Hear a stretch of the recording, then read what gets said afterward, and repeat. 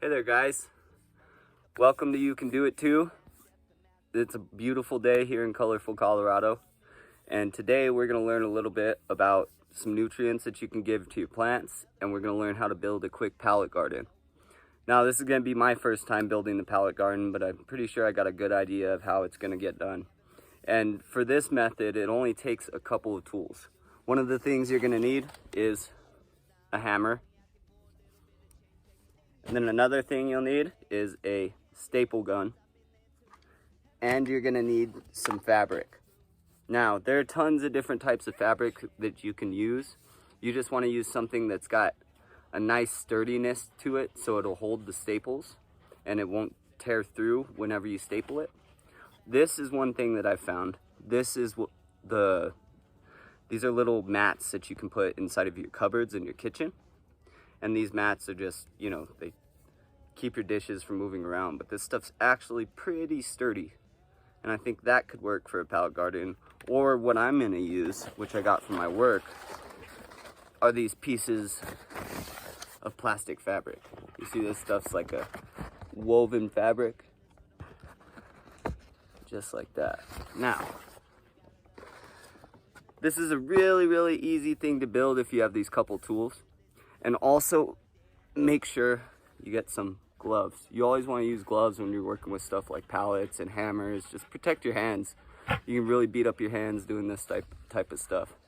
But anyways, let's get to it. All right, guys, here we go. So, this pallet garden is going to be very easy to build. The first thing you're going to need is your hammer. And if you see on this pallet, this is the back of the pallet. The back of the pallet has less boards. That's how you can tell. Now, what you want to do is take off this middle board first, because what we're going to do is make 1, 2, 3, 4 beds. Now, just go ahead and start by pulling that board off. All you got to do is get your hammer and try to get it back behind it. Sometimes you can pry on the other boards if you can't get it loose, but just pull and pop that loose. It's okay if the board breaks to get it off.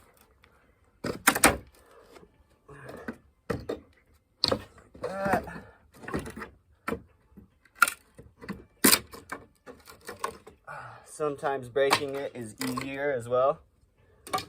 And you just want to get that off. And once you have it off, make sure you don't have any little nails sticking up. Like I got a few over here, so I'm going to hammer those in.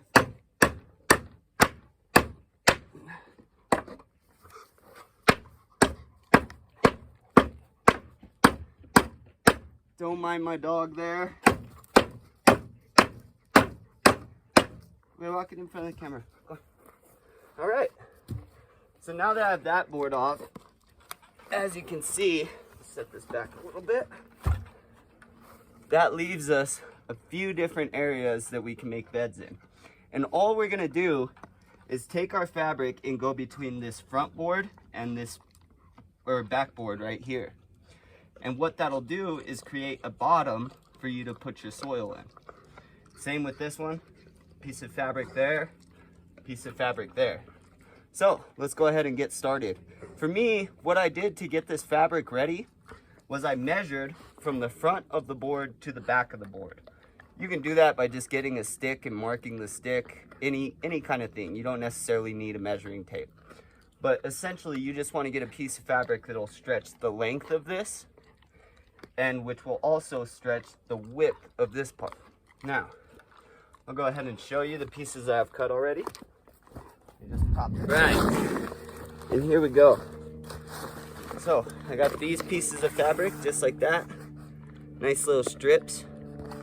And what we're gonna have to do, you see my fabric is just the length of this pallet.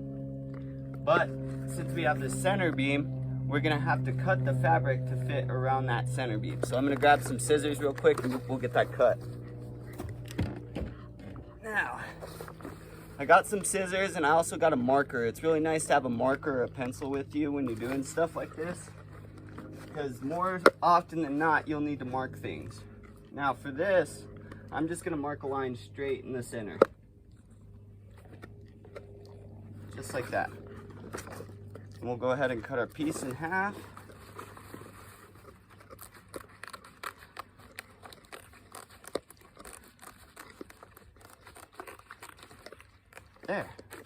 Now, all I'm gonna do is take one side of this fabric and staple it right to the front edge of this board.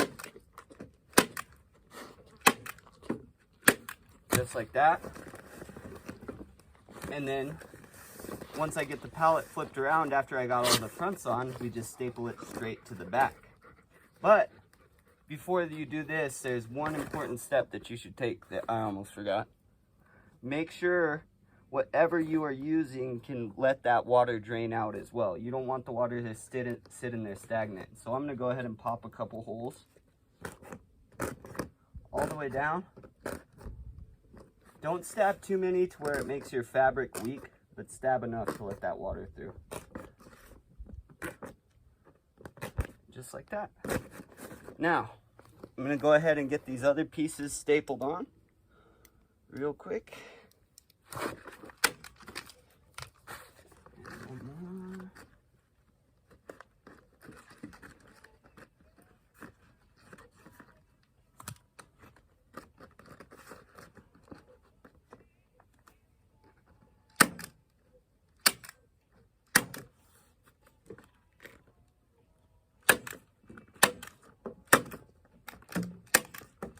Alright, now we have all these cut.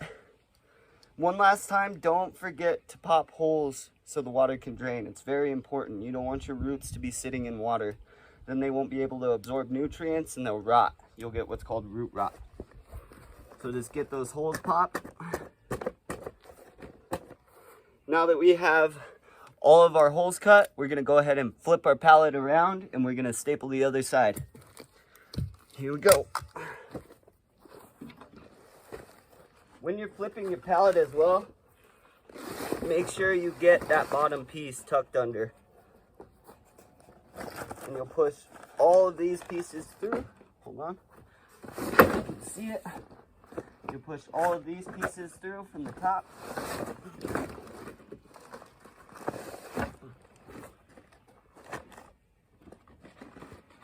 And the bottom.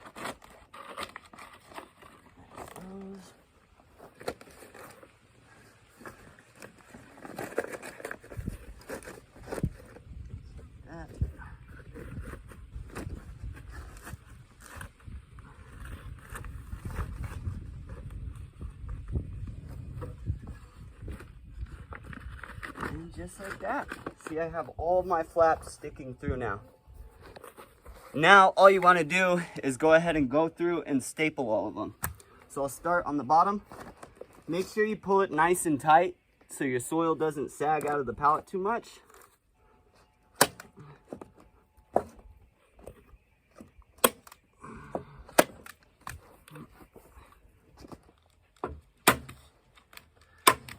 Once again, guys, when you're working with stuff like this, always be very careful.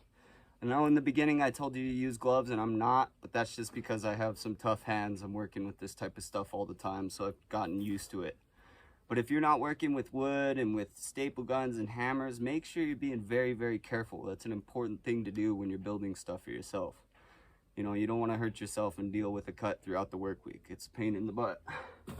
But here, you can see we're almost done. I just have this one last piece. Just like that. And voila! You have a pallet garden. Now, if you haven't noticed by now, each of these is now a container for you to put your soil in, because they each have a base. So once you have this all put together and ready to get soil in, you want to find a nice place that you can stand it up against. For me, I'm going to put this in a slightly shaded area. It gets some shade in the afternoon. That way it's not in direct sunlight all day. It's important to try to do that for pallet gardens like this, or else they'll dry out very, very quickly. You want to try to set your garden up to where you can water it the least amount as possible. You can use things like hay, or excuse me, not hay, straw. If you use hay, hay will rot and it will grow mold, which is very bad for your plants, so make sure you get straw. But if you put straw over your beds, that'll help hold some of that moisture in. Or you can do it like I'm doing it and do it in partial shade for the day. Now, let's go ahead and find a spot for this. Alright guys, so now I've found a good spot for my pallet. I'm going to put it right here against this fence. You see, this is a good thing about making a pallet garden. If you have a really small backyard, all you need to take up is literally about a foot of space against a wall or a fence. That way, your plants can grow and you don't have to take up as much room, or you just, a lot of us don't have that room. So this is a good option to use if you're looking for something like that. Same with the pots, as we talked about in the last episode. Now, I've got my soil here. I'm gonna go ahead and start filling up some of these beds. And I've also got some old cayennes, some sweet cherry peppers, and a bunch of random hot pepper mixes too. And I'm gonna plant peppers in this. Now, one thing to think about is what you're gonna plant in this. This pallet garden isn't very sustainable for things like tomato plants or cucumbers, big melons, anything like that. It won't really do good. Honestly, you wouldn't really want to grow peppers in this normally. I'm just growing these peppers because they've been stunted, so they're not going to get very big as it is. So I'm just going to grow some nice peppers and probably the top of this. And then what I'll do is I'll go get some herbs, and I'm going to make this a nice herb garden. You could also probably do things like lettuce heads, radishes, things like that in this garden as well. There are a lot of things that you could do. Just make sure you don't get big bushing or vining plants. Now let's go ahead and get this filled up.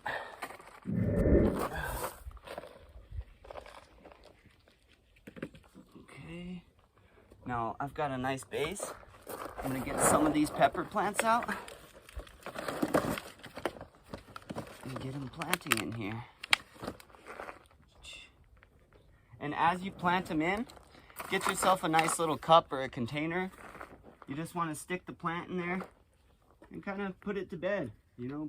Pull those blankets up, tuck it in, and get it ready for its little life. You're probably laughing at me now, but you really should treat your plants like children, and they will reward you. I promise you that. You show your plants a little bit of love and care, and they will reciprocate. And they reciprocate in the form of beautiful veggies and beautiful fruits and things that we can take straight into our kitchen to eat. Good stuff. All right.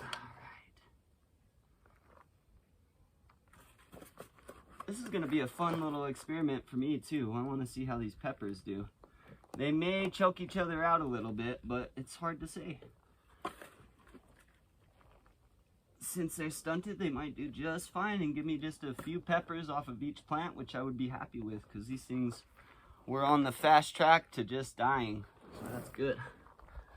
Okay, I've got my first side planted. I'll grab the camera in just a second and bring you guys over to see what it's looking like. So you see, I've got my peppers all down in here, tucked in, ready to be watered. Just as easy as that. Now we're going to go ahead and get these other compartments filled up with soil and get ready. I don't have enough plants to fill this up today, but we can get a good start on it. Alright, so that was the first one. I'm going to go ahead and get these other ones filled up real quick and get them ready. I have a couple more pot pepper plants that I'll put in. These ones were doing pretty bad as well. You can see they're barely clinging on. And I have a couple more in here and I'll get those planted. But like I said, after that, I'm going to go get some herbs and get it done. But anyways, this is a quick pallet garden for you guys. Super easy to build. Doesn't take really any tools at all besides the stapler and the hammer to get the one board off. Even if you wanted to, you probably could avoid taking this board off and just sacrifice one of these beds if you want to do it that way. But this is a very easy option for those of you that don't have a lot of room. But anyways, I hope that helped you guys out. I hope you can build one of these yourself. Throw your own touches in it. Make it your own. Remember, you can do it too. Just be confident in yourself and try these things. They don't take a lot of time. I've been out here for about maybe an hour max. And that's just because I'm filming this as well. So I'm having to do little things in between. But anyways, have a great day, guys. Thank you so much for another episode. I hope you guys have a good weekend. Take care. I almost forgot, guys. I wanted to tell you about a couple quick nutrients before we go. Now, these nutrients are very, very good for your plants, and they're super easy to use. All you have to do is sprinkle them over the top of the soil and water them in and let them go. One of these is called worm castings.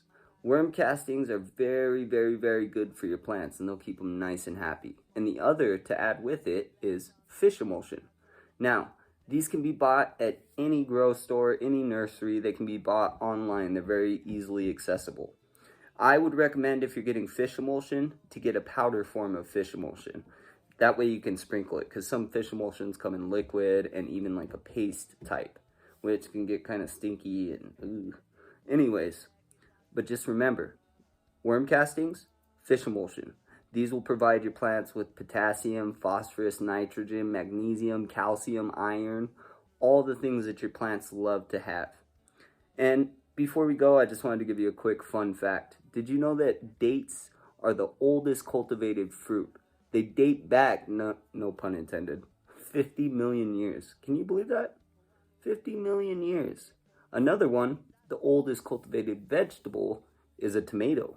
Tomatoes date back 8 to 10,000 years. But anyways, I hope to see you guys next time. Take care. Thanks for joining me again on You Can Do It Too.